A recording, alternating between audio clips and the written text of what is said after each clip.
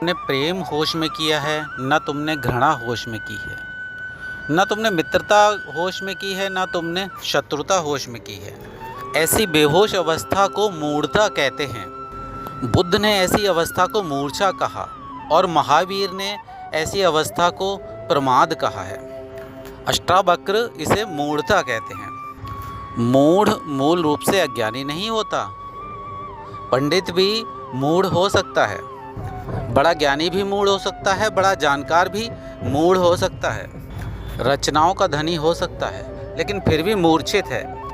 और ज्ञानी पुरुष केवल तत्व को निश्चय पूर्वक जान करके सुखी होते हैं। कुछ करता नहीं, ना तो वह प्रयत्न करता है और ना वह अप्रयत्न करता है। कुछ करता ही नहीं, इतना जानकर कि सुख मेरा स्वभाव है, इतना निश्चय पूर्वक जान लेने के बाद भी कुछ नहीं करता। बस इतना सा जानकर इनलाइटमेंट को उपलब्ध हो जाता है और कुछ भी नहीं करता। जापान का एक जैन फकीर मंदिर के पास से रोज गुजरता। उस मंदिर में बौद्धों का एक सूत्र पढ़ा जा रहा था और वहाँ पर शीतल मंद मंद पवन बह रही थी, पक्षी गुनगुना रहे थे और सुबह का प्रातःकाल की बेला थी।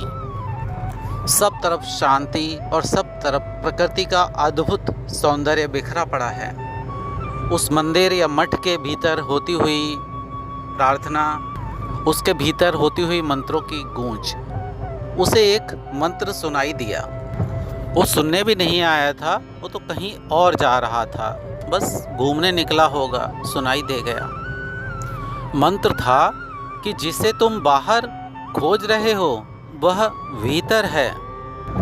साधारण सी बात ज्ञानी लोग सदा से ही कहते रहे हैं, प्रभु का राज्य तुम्हारे अंदर है, तुम्हारे भीतर ही है प्रभु, आत्मा तुम्हारे अंदर ही है। ऐसा ही एक सूत्र कि जिसे तुम बाहर खोज रहे हो वह तुम्हारे भीतर ही है। झटका लगा और ठिठक के खड़ा हो गया। सोचा, जिसे तुम बाहर खोज रहे हो तुम्हारे भीतर ही है।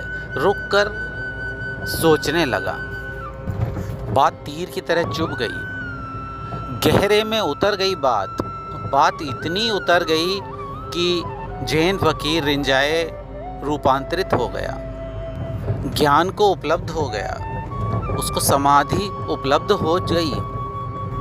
वह खोजने भी न गया था, समाधि की चेष्टा भी न थी कोई उसे, सत्य की कोई जिज्ञासा भी न थी। बस मंदिर से ऐसे ही अनायास ही प्रातःकाल की बेला में गुजरता था। और ये ऐसा कोई विशिष्ट शब्द भी नहीं था, ये तो हर मंदिर में ऐसे ही शब्द दोहराए जाते हैं, सदा से दोहराए जाते हैं। और तुम्हें ये जानकर हैरानी होगी कि जो पुजारी उस मंदिर में दोहराता था वो वर्षों से दोहराया जा रहा था, सालों से दोहरा रहा था यही शब्द, और वहीं कुछ भी ना हुआ था उसे आज तक। क्यों? वो पुजारी ज्ञानी था, विद्वान था, लेकिन मूढ़ था। वो दोहराया जाता था, दोहराता रहा और तोते की तरह दोहराता रहा। जैसे तोता राम का नाम राम राम राम राम राम राम रटता रहता है, या फिर उसे जो भी सिखा दोगे वही रटता रहेगा। इससे ये निश्चित नहीं हो जाता कि तोता मोक्ष को पालेगा, क्योंकि राम राम रट रहा है, प्रभु का नाम स्मरण कर रहा है तोता। ये भी होता है और हो सकता है कि उस दिन मंदिर में कोई पुजारी उपलब्ध ही ना हो, केवल कोई चिप या कोई सीडी या कोई ऑडियो कैसेट बज रही हो वहाँ पर, और वो चिप या फिर रिकॉर्डर बार बार ये रिपीट कर रहा हो कि जिसे तुम बाहर खोजते हो वो तुम्हारे ही भीतर है, जिसे तुम बाहर खोजते हो वो तुम्हारे ही भीतर है, जिसे तुम बाहर खोजते हो वो तुम्हारे ही भीतर है। किसी रिकॉर्ड को सुनकर क्या कोई ज्ञान को उपलब्ध हो सकता है? तुम कितनी प्रज्ञा से सुनते हो ये उस पर निर्भर करेगा, कितने ध्यान से, कितने ज्ञान से, कितनी प्रज्ञा से तुम अंदर उतारते हो उसको। लालसा कितनी है तुम्हारी, उस प्रातःकाल की किरणों में, ठंडी ठंडी पवन की बेला में, चिड़ियों की चहचहाट में, भोर की मध्यम और सुनहरी किरणों में ये व्यक्ति अनायास ही जागा हुआ हो गया, होश से भरा हुआ होगा। एक छोटी सी बात और वो जैन फकीर महाज्ञानी हो गया। वो घर लौटा नहीं, वो फिर संन्यास्त हो गया। पुजारी ने पूछा, क्या हुआ है? उसने कहा, बात दिखाई पड़ गई, जिसे मैं बाहर खोजता हूँ वो भीतर है।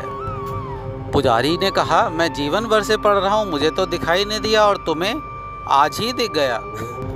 उसने कहा, ये मैं नहीं जानता, तुम किस ढंग से पढ़ रहे हो ये तुम जानो, मुझे तो आज दिखाई दे गया।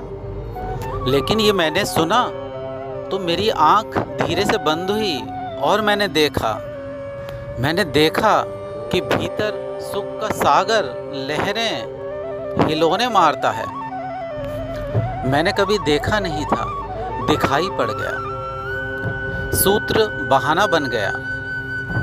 और जब वो जैन फकीर ज्ञान को उपलब्ध हो गया और उसके जब हजारों अनुयायी हो गए और उसका एक मठ बन गया, तो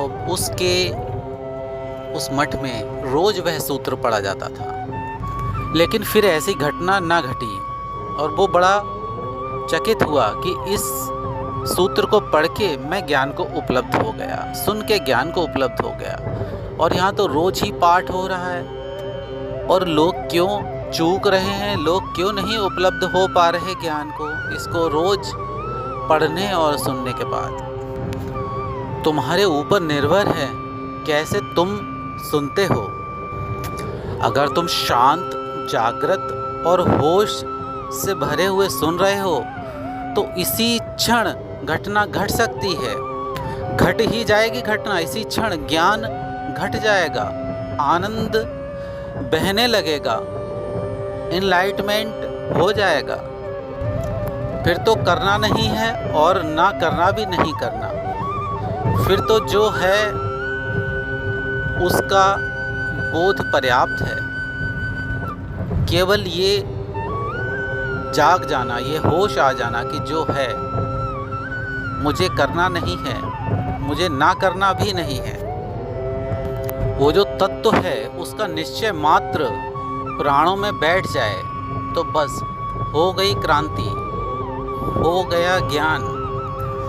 निश्चय मात्र हो जाने से जो प्रज्ञावान है, मूढ़ के विपरीत प्रज्ञा, मूढ़ सोया हुआ, प्रज्ञावान जागा हुआ, केवल तत्व को निश्चय पूर्वक जानकर सुखी हो जाता है। पाना नहीं है सुख, सिर्फ जान लेना ही पर्याप्त है। खोजना नहीं है सुख, पहचानना है, पहचान लेना है। कहीं जाना नहीं है, अपने घर लौटना है, अपने घर वापस आना है। बहुत दूर तुम जा चुके हो अपने आप से, यही तुम्हारी रुकावट है। जन्मों जन्मों से इतने दूर जा चुके हो, उतने ही पास लौट करके आना है, अपने ही पास। जन्मों जन्मों की यात्रा करके बहुत दूर जा चुके हो, लौट आओ अपने पास। अब ये मत पूछना कि लौटें कैसे, तुम दूर गए नहीं हो, ये सिर्फ एक ख्याल है। जैसे तुम्हें एक ख्याल आता है कि हम बम्बई जाकर के घूम आए, मगर तुम गए थोड़ी, जा थोड़ी रहे हो, सिर्फ कल्पना हुई कि हम जाकर के घूम आए। अब अगर तुमसे ये कहता हूँ कि लौट आओ, तो क्या तुम पूछोगे कि कैसे लौटें, कौन सी ट्रेन पकड़ें, कौन सा हवाई यात्रा का प्लेन पकड़ें या कौन सी बस पकड़ें? क्योंकि बम्बई के चौपाटी पर खड़े हैं तो लौटना तो है, कुछ उपाय तो करने ही होंगे। नहीं, तुम ये सुन के कि लौट आओ घर अपने, तो तुम लौट आए। अगर तुमने सुन लिया, ये ना पूछोगे कैसे, क्योंकि गए तो तुम कभी भी ना थे। जाने का सिर्फ आभास था तुम्हें, आभास है कि तुम संसार में हो। माया है ये संसार, भ्रांति है ये संसार, भ्रांति है, सिर्फ माया है। तुम लाख उपाय करो कि तुम संसार में हो, लेकिन तुम संसार से बाहर ही हो। कितने भी उपाय कर लो, संसार में हो ही नहीं तुम। संसार में अभ्यास परायण लोग उस आत्मा को नहीं जान पाते हैं, इसलिए तुम संसार में रहने का अभ्यास करते हो, लेकिन संसार से तो बाहर ही हो।